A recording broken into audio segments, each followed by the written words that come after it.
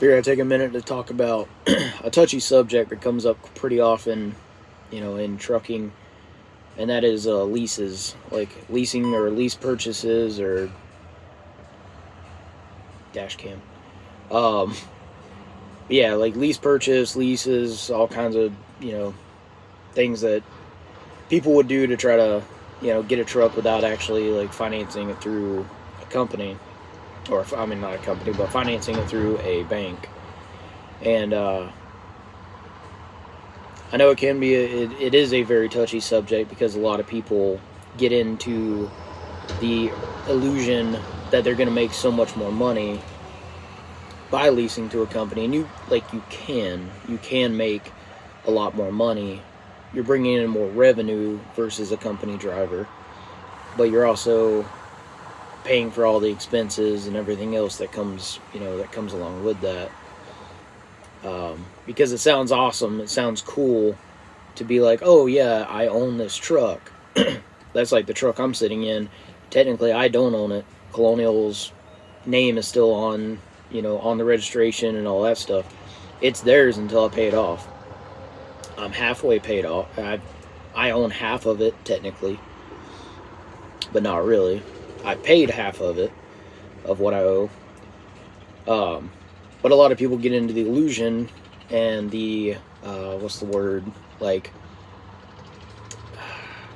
it's not glamour. I don't know, but they fan or not fantasize, romanticize. They romanticize the idea of owning a truck and saying, "Hey, this is mine," you know, and it's partially like true as far as it can be an honorable thing, or I guess that may not even be the word. I don't know the damn word, but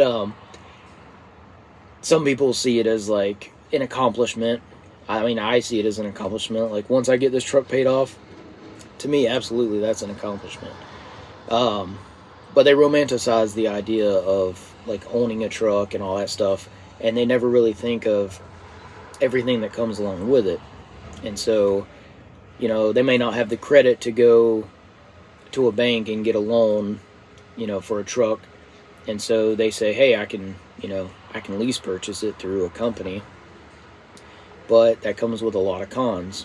It has a few pros, like there's usually less money to put down, if anything at all. Things like that. But the cons are, one, you're pretty much tied to that company unless you have certain, unless you join a certain lease that allows you to go, you might have to pay a fee or something like that to take that truck to another company. Um, but there are a lot of cons in it.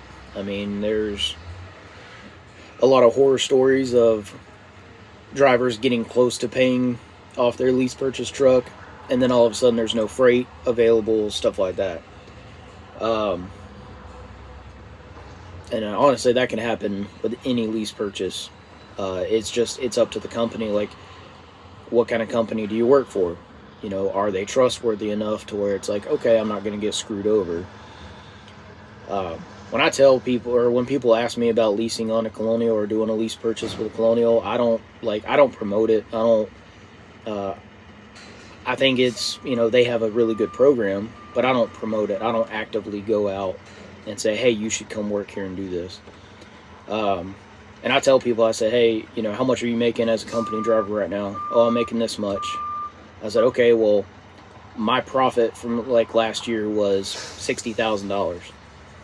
Actually, no, last year was like $40,000.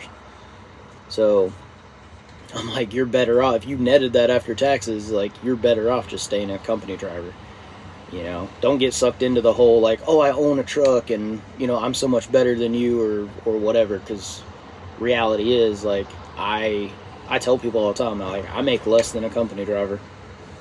That's like some guys that work for Love's that are making $26, $27 an hour. I guarantee they're taking home more money than I am, but that's because I pay myself. The way I pay myself and my expenses and all that stuff, it does come out to where you have a lot more risk for less money. I do it because I enjoy it. I love this. I like running a business. I love the aspect of it. Once I pay my truck off, that's $1,400 a month. That's going right back in my pocket now, which most likely is going to go into just be added on to my maintenance fund, or or my account that I put maintenance money into, just in case anything major happens with this truck.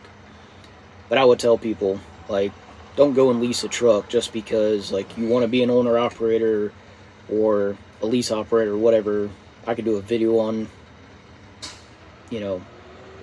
those words, what is and what isn't an owner operator or a lease operator. But anyway, yeah, don't go and jump into a lease just for the hopes of making more money or anything like that, because reality is you're probably not going to make that much more, and in a lot of cases you're going to make a lot less than a company driver until that truck is paid for, or you just have extremely low overhead.